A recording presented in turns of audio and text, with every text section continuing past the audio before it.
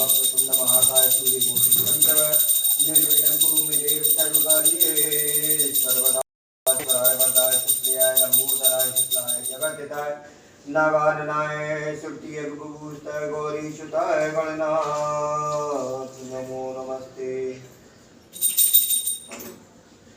ओम नारायण सुर तर की छाया दुख भय दूर निकट जो आया मंगल भवन अमंगल हारी द्रव सुदशरथ बिहारी। संपूर्ण अर्थ सहित पढ़ने के संकल्प के साथ इससे पिछले भाग में बालकांड के दुआ नंबर 227 पर विश्राम किया था। इसमें श्री रामचंद्र जी लक्ष्मण भाई के साथ में अपने अनुज लक्ष्मण भैया के साथ जो और बाग है उसकी सुंदरता देखने लगते हैं। अपने गुरुदेव को पूजा के लिए फूल लेने गए हुए हैं और जो बाग और सरोवर की सुंदरता देख रहे हैं, उसी से आगे का ये प्रसंग है।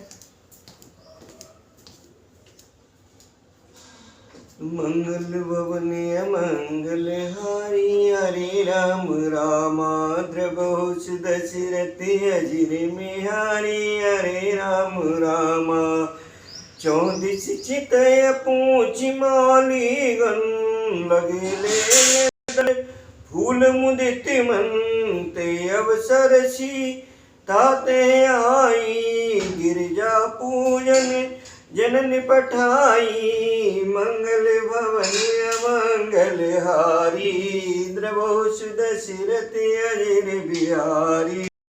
चारों ओर दृष्टि डालकर और मालियों से पूछकर वे प्रसन्न मन से पत्र पुष्प लेने लगे। उसी समय सीता जी वहां आई।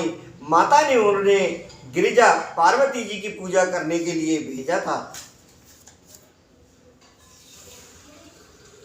संग सखी सब सुबह सयानी गावे गीत मनोहर वाणी शर समीप गिरिजा गृह सोआ बरन न जाय देख मन मोआ मजन कर सरे सकिन समेता मुदित मन गौर निकेता पूजा की अधिक अनुरागा निज अनुरूप सुभग वरुमागा।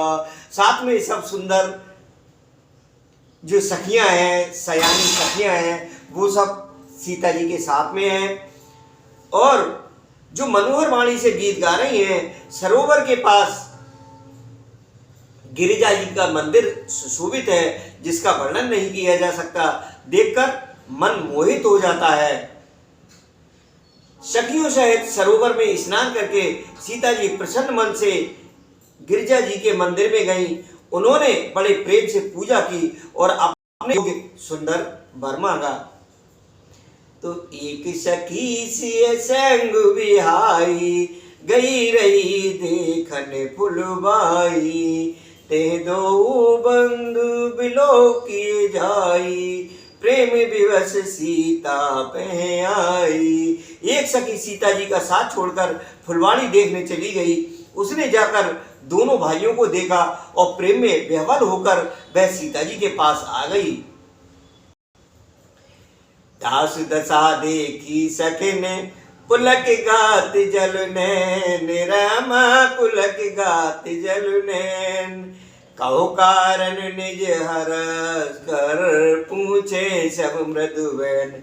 सखियों ने उसकी दशा देखी कि उसका शरीर पुलकित है और नेत्रों में जल भरा है।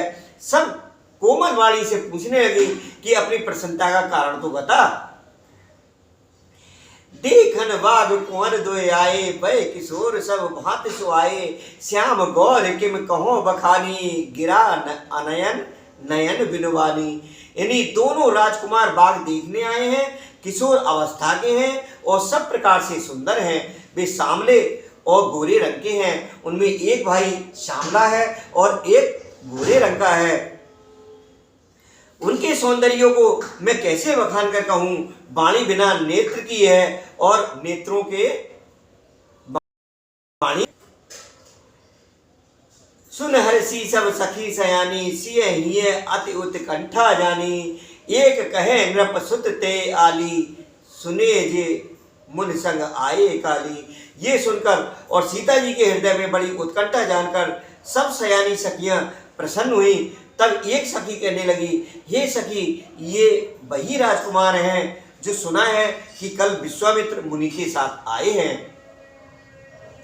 जिन निज रूप मोहिनी डारी, कीने स्ववस नगर नर नारी। बरनत छब जेह ते सब लोगू, अवश्य देखे देखन जोगू। और जिन्होंने अपने रूप की मोहनी डालकर नगर के स्त्री पुरुषों को अपने बस में कर लिया है, जहां तहां सब लोग उन्हीं की छवि का वर्णन कर रहे हैं। अवश्य चलकर उन्हें देखना चाहिए, वे देखने ही योग्य है। तास वचन अतिशय सुहाने, तरस लाग लोचन अकुलाने। चली अग्र कर प्रिय सख सोई, प्रीत पुरातन लखै न कोई। उसके वचन सीता जी को अत्यंत ही प्रिय लगे और दर्शन के लिए उनके नेत्र अखड़ा उठे। उसी प्यारी सखी को आगे करके सीता जी चली। पुरानी प्रीति को कोई लख नहीं पाता। सुमिर सिय नारद वचन, उपजी प्रीत पुनीत। चकित विलोकत सकल दिश, जन सिमरगी सवित। नारद जी के वचनों का स्मरण करके सीता जी के मन में पवित्र प्रीति उत्पन्न हुई।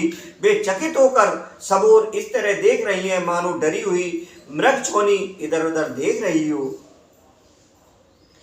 कंकन किंकन नूपर धुन सुन, कह तिलकन सन राम हृदय गुण। मानो मनन दुंदवी कीनी, मनसा विष विजय कह दीनी। अस के फिर चिते ओरा, सिय मुख शश भय नयन चकोरा। भय विलोचन चारु अचंचल, मनो सकुच निम तजी दिगंचल। कंकड़ मतलब हाथों के कड़े, करधनी और पायजेब के शब्द सुनकर श्री रामचंद्र जी हृदय में विचार कर लक्ष्मण से कहते हैं, ये ध्वनि ऐसे आ रही है मानो कामदेव ने विश्व को जीतने का संकल्प करके डंके पर चोट मारी है। ऐसा कहकर श्री राम जी ने फिरकर उस ओर सीता जी के मुख रूपी चंद्रमा को निहारने के लिए उनके नेत्र चकोर बन गए, सुंदर नेत्र स्थिर हो गए, टकटकी लग गई।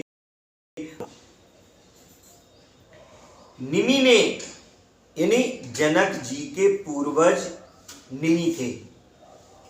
तो जनक जी के पूर्वज ने जिनका सबकी निवास माना गया है, लड़की दामाद के मिलन प्रसंग को देखना उचित नहीं, इस भाव से सपचाकर पलकें छोड़ दी, पलकों में रहना छोड़ दिया, जिससे पलकों का गिरना रुक गया।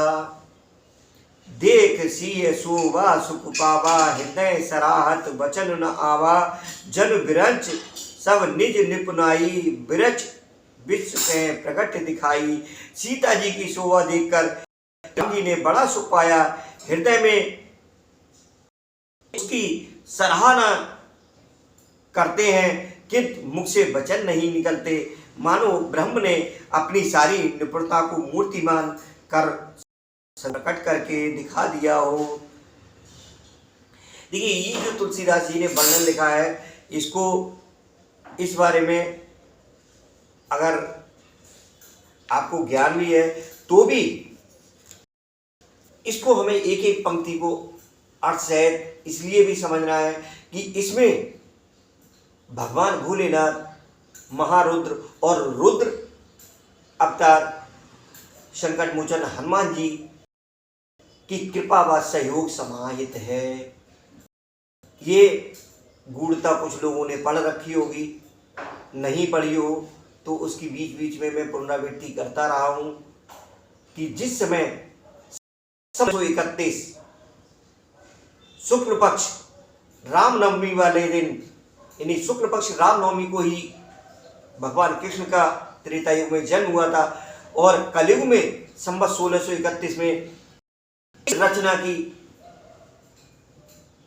शुरुआत की थी गोस्वामी तुलसीदास जी ने, जिसके लिए स्वयं संकट मोचन हनुमान जी ने उनको 2-3 बार दर्शन भी दिए हैं जिस समय इसकी रचना की है। और बहुत बड़ा सहयोग भगवान भोलेनाथ शंकर जी का और हनुमान जी का इस रचना को लिखने में रहा है। तो आप ये समझिए कि इस रचना को केवल गोस्वामी तुलसीदास जी ने ही नहीं लिखा है, बल्कि इसमें एक असीम कृपा, असीम सहयोग, असीम प्रेरणा स्वयं रुद्र अवतार श्री हनुमान जी की भी है। इसलिए इसकी किसी पंक्ति को या किसी भाव को छोड़ना नहीं है। वो भले ही उन्होंने इसको थोड़ा सा और विस्तार करके लिखा हुआ है, एक एक पंक्ति को समझना है, सुनना है। तो सुंदरता कहूँ सुंदर करई, छव गृह दीप शिखा जन भरई, सब उपमा कव रहे जुठारी, के पट तरो विदेह कुमारी। वह सुंदरता को भी सुंदर करने वाली है कौन? सीता जी की शोभा। वह ऐसे मालूम होती है मानो सुंदरता रूपी घर में दीपक की लौ जल रही हो। सारी उपमाओं को तो कवियों ने झूठा कर रखा है। मैं जनक नंदिनी श्री सीता जी की किससे उपमा दूं? सिय शोभा ही पर प्रभु आपन दशा विचार, बोले सुच मन अनुज सन, बचन समय अनुहार।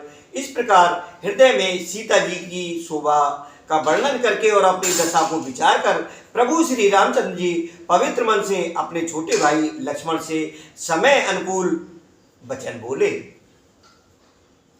कि तात जनक तनया ये सोई, धनुष यज्ञ जे कारण होई, पूजन गौर सखी ले आई, करत प्रकाश फिरे फुलवाई। हे तात, ये वही जनक जी की कन्या है जिसके लिए धनुष यज्ञ हो रहा है। सखियां इसे गौरी पूजन के लिए ले आई हैं। ये फुलवाड़ी में प्रकाश करती हुई फिर रही हैं।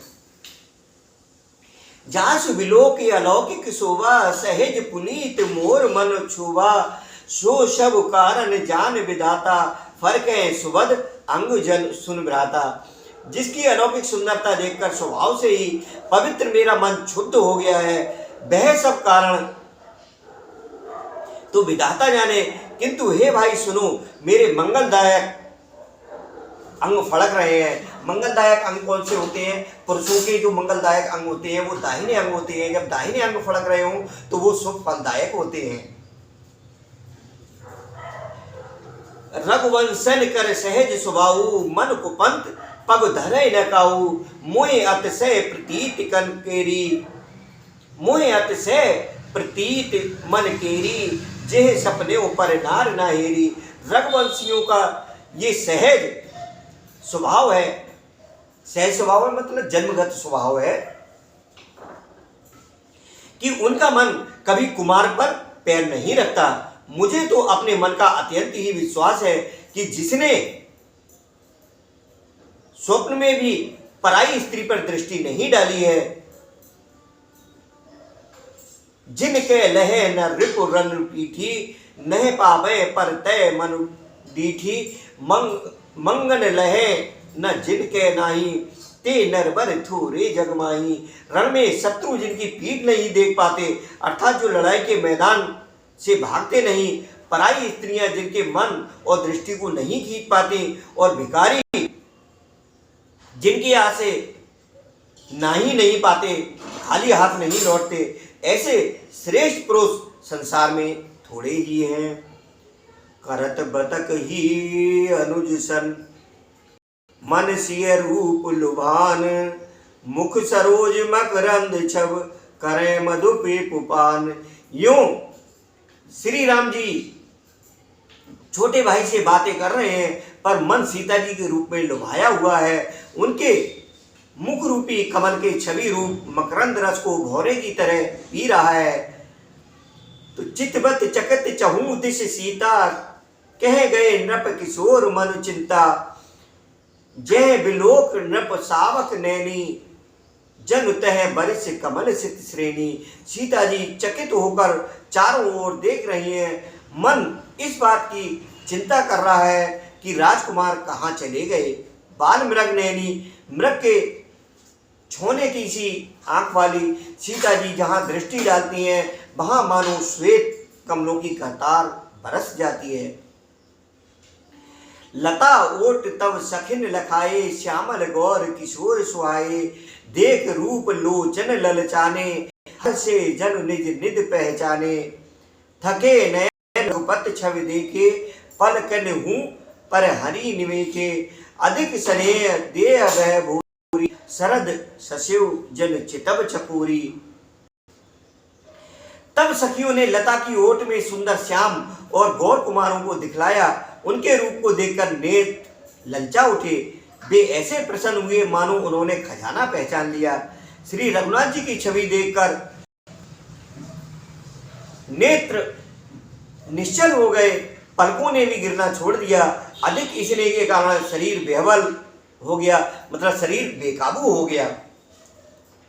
मानो शरद ऋतु के चंद्रमा को चकोरी देख रही हो, बेसुधी चकोरी देख रही हो। लोचन मग रामय उरानी, दीने पलक कपाट सयानी। जब सिए सखिन प्रेम बस जानी, कह न सके कछु मन मुस्कानी। जब सिए सखिन प्रेम बस जानी, कह न सके कछु मन सकुचानी। मंगल भवन अमंगल हारी, द्रवहु सुदशरथ अजिर बिहारी। नेत्रों के रास्ते श्री राम जी को हृदय में लाकर चतुर शिरोमणि जानकी जी ने पलकों के किवाड़ लगा दिए। अब नेत्र मूंद कर उनका ध्यान करने लगी। जब सखियों ने सीता जी को प्रेम के बस जाना तब वे मन में सपचा गईं, कुछ कह नहीं सकती थी। लता में प्रगट वे ते अवसर दो भाए, निकसे जन जुग विमल विदु, जलद वटल बिलगाए। तो उसी समय दोनों भाई लता मंडप कुंज में से प्रकट हुए, मानो दो निर्मल चंद्रमा बादलों के पर्दे को हटाकर निकले हों। शोभा शिव सुभग दो बीरा, नील पीत जल जाबु शरीरा। मोर सिर सोहतनी के, गुच्छ बीज विच कुसुम कली के। दोनों सुंदर भाई शोभा की सीमा है। उनके शरीर की आभा नीले और पीले कमल की सी है। सिर पर मोर पंख सुशोभित है। उनके बीच बीच में फूलों की कलियों के गुच्छे लगे हैं। भाल तिलक श्रम बिंदु सुहाए, सिरवन सुभग भूषण छवि छाए। विकट भ्रुकुट कछ घूगर वारे, नव सरोज लोचन रत्नारे। माथे पर तिलक और पसीने की बूंदें शोभायमान हैं। कानों में सुंदर भूषणों की छवि छाई है। टेढ़ी भुएं और घुंघराले बाल, नए लाल कमल के समान रत्नारे नेत्र हैं। थोड़ी नाक और गाल बड़े सुंदर हैं और हंसी की शोभा मन को मोल लिए लेती है। मुख की छवि तो मुझसे कही नहीं जाती, जिसे देखकर बहुत से कामदेव लजा जाते हैं। और कम कल गीवा, काम कलब भुज बल सीमा। सुमन समेत बाम कर दोना, श्यामर कुंवर सखी सुठ लोना। वक्ष स्तर पर मणियों की माला है। शंख के सुंदर गला है। कामदेव के हाथी के बच्चे की सूंड के समान उतार चढ़ाव वाली एवं कोमल भुजाएं हैं, जो बल की सीमा है। जिसके बाएं हाथ में फूलों सहित दोना है। हे सखी, वह सांवला कुंवर तो बहुत ही सलोना है। के हर कट पट पीत धर, सुषमाशील निधान, देख भान कुल भूषण है, बिसरा सखिन। सिंह की सी पतली लचीली कमर वाले पीतांबर धारण किए हुए शोभा और शील के भंडार सूर्य कुल के भूषण श्री रामचंद्र जी को देखकर सखियां अपने आप को भूल गईं। धर धीरज एक आल सयानी, सीता सन बोली गह पानी, बहुर गौर कर ध्यान करेहू, भूप किशोर देख के निलेहू। एक चतुर सखी धीरज धरकर हाथ पकड़कर सीता जी से बोली, गिरिजा जी का ध्यान कर लेना, इस समय राजकुमार को क्यों नहीं देख लेती। तो सकुच सिंह तब नयन उगारे, सन्मुख दो रघु सिंह निहारे। नक सिक देख राम कै शोभा, सुमिर पिता पन मन अति शोभा। तब सीता जी ने सपचा कर नेत्र खोले और रकुल के दोनों सिंहों को अपने सामने खड़े देखा। नक से शिखा तक श्री राम जी की शोभा देखकर और फिर पिता का प्रण याद करके उनका मन बहुत क्षुब्ध हो गया, क्योंकि पिता ने भी जो प्रण कर रखा था, जो धनुष को भंग करेगा, जो धनुष को तोड़ेगा, उसी से वो सीता का विवाह करेंगे। तो इस चीज से वो थोड़ा क्षुब्ध हो गई, उनका मन थोड़ा क्षुब्ध हो गया। तो परवश सखिन लखी जब सीता, भयो गहर सब कहे सविता। पुन आओ एह बेरे काली, अस के मन बेहसी इक आली। जब सखियों ने सीता जी को परवश देखा तब सब भयभीत होकर कहने लगी, बड़ी देर हो गई, अब चलना चाहिए, कल इसी समय फिर आएंगी। मन में हंसी। गूढ़ गिरा सुन सिय सकुचानी, भयो विलंब मातु भय मानी। धरबड़ धीर रामोर आने, फिरी अपन पौ पित बस जाने। सखी की ये रहस्य भरी वाणी सुनकर सीता जी सपचा गई, देर हो गई जान उन्हें माता का भय लगा। धीरज धरकर वे श्री रामचंद्र जी को हृदय में ले आई और उनका ध्यान करती हुई अपने को पिता के अधीन जानकर लौट चली। देखन मिस मृग बिहग तर, फिर बहोरे बहोरे। निरख निरख रघुवीर छब, बाळे प्रीति न थोरे। मृग पक्षी और वृक्षों को देखने के बहाने सीता जी बार बार घूम जाती हैं और श्री राम जी की छवि देख देख कर उनका प्रेम कम नहीं बढ़ रहा है, अर्थात बहुत ही बढ़ता जाता है। इस प्रेम, इस मधुर रस का अगले भाग में सेवन करेंगे। अभी यही विश्राम करते हैं बालकांड के दोहा नंबर 234 पर। बाकी इसी सुंदर वर्णन को, इसी सुंदर प्रसंग को अगले भाग में पढ़ेंगे। बोलिए सियावर रामचंद्र भगवान की जय, पवन सुत हनुमान की जय।